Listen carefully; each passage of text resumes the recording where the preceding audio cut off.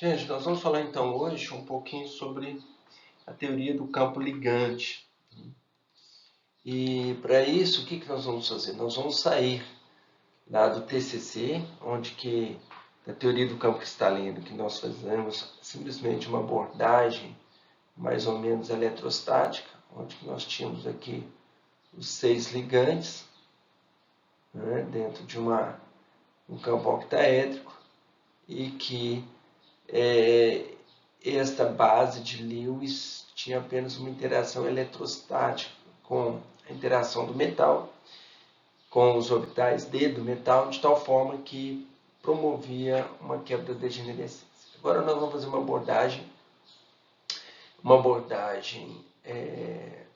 a partir da teoria de orbitais moleculares, que a gente chama de teoria do campo ligante. Para isso, nós vamos assumir que a ligação vai se dar entre um orbital do tipo sigma, que é frontal em relação ao metal. Ok? Então, nós vamos fazer isso. Então, quer dizer que nós temos 6 ligantes.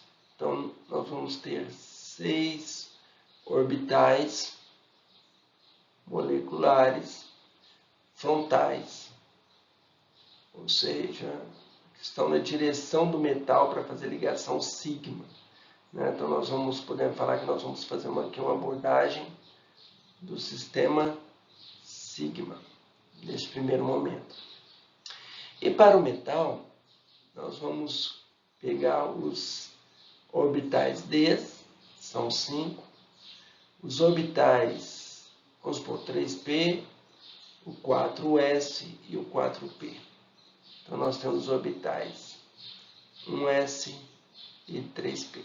Então, nós temos 9 orbitais. Então, ao todo, nós temos 15 orbitais que vão gerar 15 orbitais moleculares no nosso sistema. E como sempre, o que nós temos? Nós temos um sistema onde que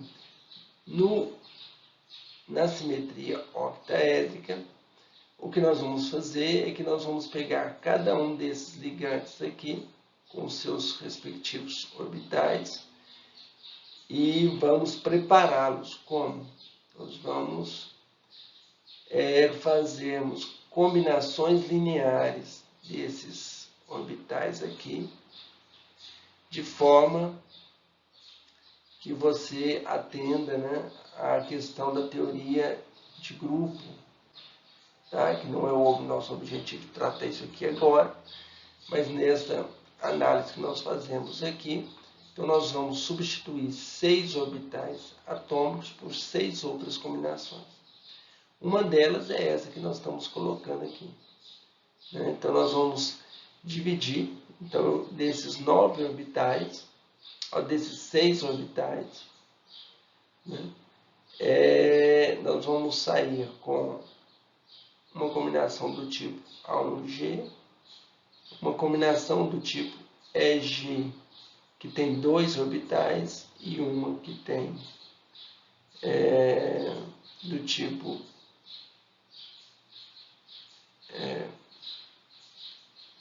T1U.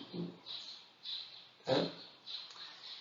Bom, em relação ao metal, e eu vou mostrar daqui a pouco os desenhos, nós temos o orbital 4s, que é do tipo A1G, nós temos orbitais 4p, que é do tipo T1U, e temos os orbitais Ds, que vão se dividir em 2, o EG e T2G. Ok? Bom, qual que é a forma desses orbitais? Então, para fazer aqui, nós temos esse desenho mostrando, né? Então, o metal, o A1G, ele é desse jeito, e os ligantes é como se você tivesse uma combinação linear de todos eles com o mesmo sinal. Então, você tem aqui o orbital. O T1U são os orbitais P's, né? E, consequentemente, você tem uma combinação de 2 em cada um dos eixos. sempre mais e menos, mais e menos. Eu gosto muito. Então é como se fosse mais aqui e menos aqui. Mais e menos. Mais e menos. Por fim, nós temos os EGs, que observa que a combinação dele, dos ligantes, permite você fazer uma interação com o DZ2. E o DX2 menos Y2 com essa combinação aqui dos ligantes. Então, esses dois são degenerados, ou seja, tem a mesma energia, é o EG, e o T2G, nosso famoso lá do TCC. Este não combina com ninguém. Então, como é que vamos ficar os orbitais? Aqui é uma outra forma de visualizar. Então, vocês vão ver aqui os orbitais, só que estão bem específicos os eixos deles. E aqui os outros. E não existe nenhum para trabalhar com T2G. Não numa forma de fazer uma ligação sigma. Nós estamos olhando aqui o sistema sigma. Tá bom? Então, para isso, o que nós sabemos? Então, o A1G tem simetria adequada para interagir com o outro A1G, seja ligante, seja ligante. Então, nós vamos ver aqui claramente, de um lado, nós temos aqui os 6 ligantes, e desse lado nós temos o metal. Então, nós vamos ter o A1G dando A1G ligante e o A1G antiligante. Nós vamos ter o T1U também, antiligante aqui, o ligante. E o EG, que aí vamos combinar, nós vamos ter o EG ligante e o EG antiligante.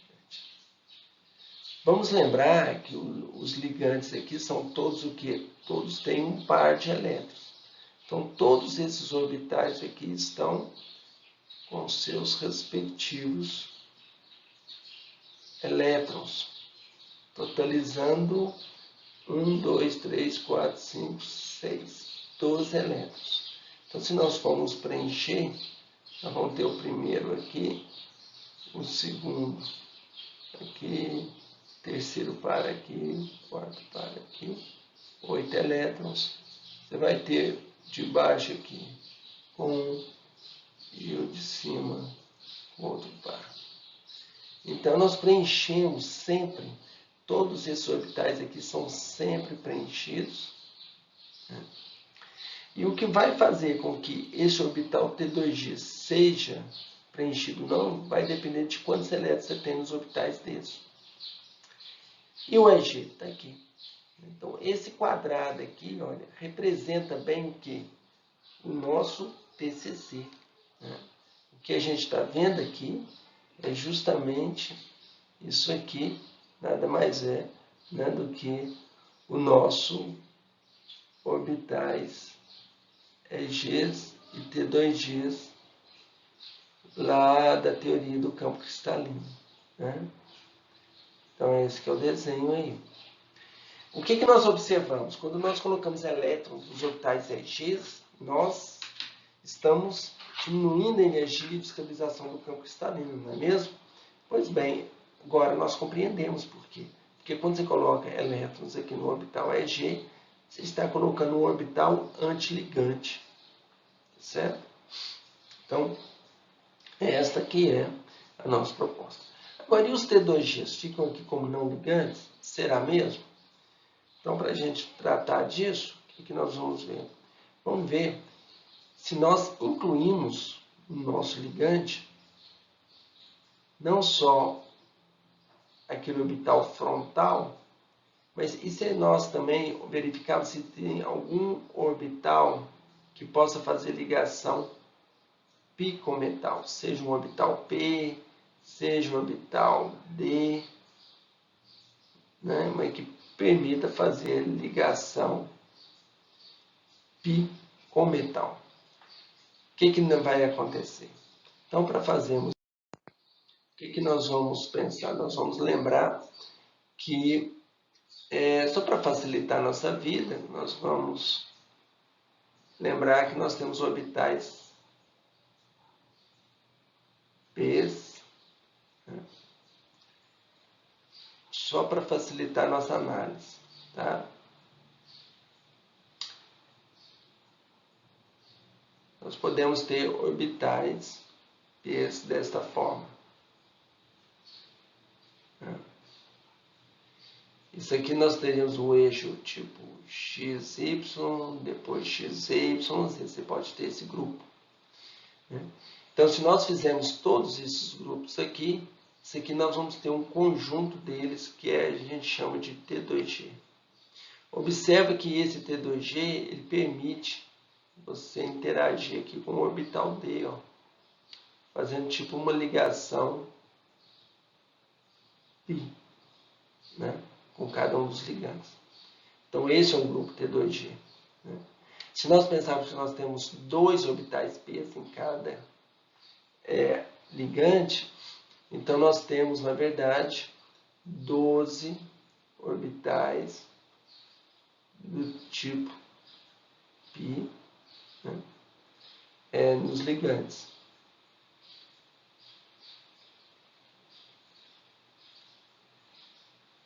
E isso vai levar a 4 grupos de orbitais: T2G, T1G, T1U e T2U. Bom, esses aqui nós vamos deixar para lá. E vamos trabalhar com T2G, por quê? Porque o T2G nós temos um conjunto de orbitais do tipo T2G, que temos lá dos orbitais desde do metal. Então vamos ver o que isso acontece. Aqui, o que aconteceria? Nós temos aqui um diagrama, né? Só para lembrar que é um octaédrico, né? O metal, aqui os 6 ligantes que levam esses 16 orbitais. Nós vamos incluir aqui, olha, o T2G. Então, lembrando que esses todos aqui estão preenchidos, nós vamos colocar que esse T2G ele está vazio. Então, se for isso, o que nós vamos ter? Nós vamos ter uma interação com esse T2G, isso aqui acaba, e ele vai vir para cá. E vamos ter um T2G aqui. Tá claro? Ora, mas se esse T2G está vazio, então não vamos formar esse T2G aqui. O que aconteceu com esse delta aqui? Ó, que antes estava aqui. Agora ele passou a ser esse grandão aqui. Então, o que eu quero dizer? Ele foi para lá. O que eu quero dizer? Eu quero dizer que quando você tem orbitais π vazios, né, eles vão interagir com os orbitais T2G de forma a aumentar o ΔO. Quanto mais eles estiverem ávidos para receber elétrons, o que isso significa? Significa que esse T2G vai estar mais baixo em energia. Então, mais baixo esse T2G vai ficar, maior vai ser o ΔO. Tá certo? Um outro aspecto interessante a salientar é o fato, aqui nós temos agora o T2G estrela, né? Lembrando que esse aqui é estrela. Então, um aspecto que nos chama atenção é de que, agora, veja, como esses orbitais aqui estão vazios, nós vamos preencher, né, todos os orbitais. Então vamos lá preenchendo, né, só para a gente repetir. Aqui nós temos 12 elétrons. Olha que bonito. E se nós tivermos elétrons aqui, eles vão vir para cá. Né? Então aqui é como a gente estivesse fazendo o quê? Esse elétron que antes Se fosse um sistema sigma puro, estaria no orbital T2G, que é totalmente em cima do metal. Agora não, agora ele passa a ficar no orbital T2G, que é uma combinação linear dos orbitais Ds com os orbitais π, do tipo π, que estão no ligante. Então isso é como se esse elétron agora, ele passasse a ter uma probabilidade grande de estar também em cima do ligante, né? Porque ele está num orbital que varre tanto metal quanto ligante. Isso é o que a gente chama de retrodoação, né? Vamos pegar um caso bem característico, que é o do CO. O CO tem, né, o CO, o orbital π estrela do CO, ele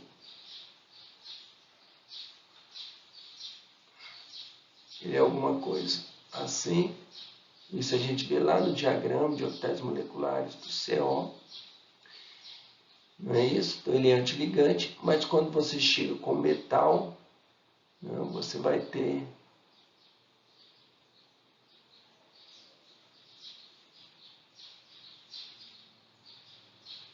uma ligação aqui que é do tipo ligante. Então, esse T2G aqui, né, ele se refere à ligação metal-ligante. Ele é um T2G que é ligante em relação ao metal e o carbono aqui, mas esse orbital molecular completo ele é antiligante em relação ao carbono e oxigênio. O elétron que está agora preenchendo aqui, ele vai estar deslocalizado nesses 3 átomos aqui, ou seja, ele vai promover a diminuição da ordem de ligação entre o carbono e o oxigênio. Por outro lado, vai fortalecer a ligação carbono-metal. Tá certo? Isso implica que essa ordem de ligação vai ser menor, que a distância de ligação carbono-oxigênio vai aumentar, que a frequência de estiramento carbono-oxigênio que a gente observa no infravermelho vai se deslocar para valores menores. Certo? Então o diagrama fica assim. Esse é um diagrama e a gente vê então o sistema π funcionando. Agora, o que acontece quando nós temos um sistema π, mas que ele é do tipo π doador, porque ele está cheio de elétrons aqui? O que acontece? É isso que nós vamos ver. Gente, neste caso, o que nós temos? Vamos imaginar um caso como o OH-, por exemplo. Então, em cima do oxigênio, você só tem orbitais do tipo P, né? E nós vamos ter 2 deles que vão poder fazer ligação π com metal.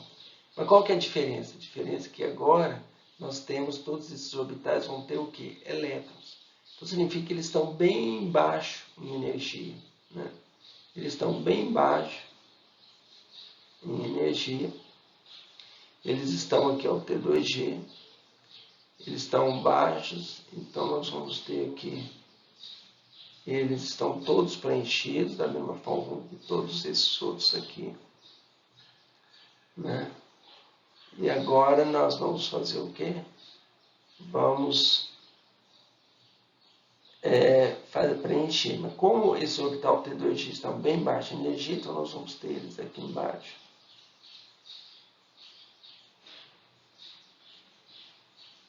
E eles lá em cima. Só que agora nós vamos ter um T2G estrela, T2G ligante, fazendo algo semelhante a isso aqui.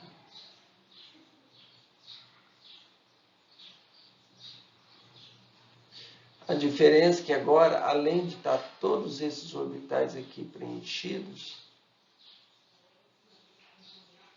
nós estamos fazendo este processo de forma...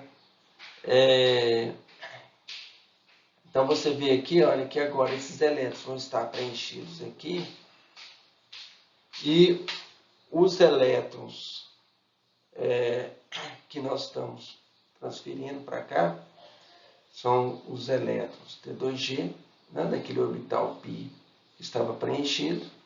E se nós vamos ter elétrons dos orbitais D, eles vão estar sendo preenchidos aonde? Eles vão estar preenchendo o orbital T2G aqui. Então, o que nós observamos? Que o delta aqui agora vai diminuir. Tá certo? Gente, nesse slide, nós vamos ver a seguinte situação. Né? Então, primeiro, nós temos aqui a situação, somente pegando aqui, né? Olha, T2G e EG. E o que nós vamos observar? Nós vamos observar ligantes π doadores, né? São aqueles grupos aqui, né? O T2G, né? Só aqueles. E nós vamos ver que a interação dele vai nos levar a esse tipo de situação. Então, nós vamos ter aqui o T2G estrela, T2G. Como ele está repleto de elétrons, esses orbitais vão estar preenchidos e nós vamos ter uma diminuição do ΔO. Então, esse ΔO aqui antes era aqui, ó, ΔO, né? Levando em conta aqui o P doador, aí nós vamos compreender por que ele é menor. Por outro lado, se você tem um sistema, né? Sigma apenas, ó. Se nós incluirmos agora os π receptores, né? Então nós vamos ver que antes nós tínhamos isso aqui de delta, agora nós temos esse delta aqui, que é muito maior. Você tem o π receptor, porque ele está vazio. Quando ele entra, né, ele está mais alta em energia, então quando você faz o diagrama, você vai ter o orbital aqui que vai ficar acima do EG, né? E você tem então aqui o T2G e o EG. Tá? Quem são, né, os sistemas, né? Então, π doadores, nós vamos ver lá todos os halogênios, né? X- aqui, o OH-, né? A água, tá? A água, a amônia, tá? Enquanto que esse aqui nós vamos lembrar do CO, do CN-, quem mais? Das fosfinas, né? Porque a fosfina, o orbital P aqui tem o orbital D vazio, né? Está na terceira linha da tabela periódica, então 3S, 3P, 3D. Tá certo? E qualquer outro ligante que possa fazer ligação π e que esteja com os orbitais π que podem fazer ligação vazios. No caso do CO, do CN-, são os orbitais π estrela, né, que estão vazios. Tá certo? Então é isso que faz a diferença. Tá joia?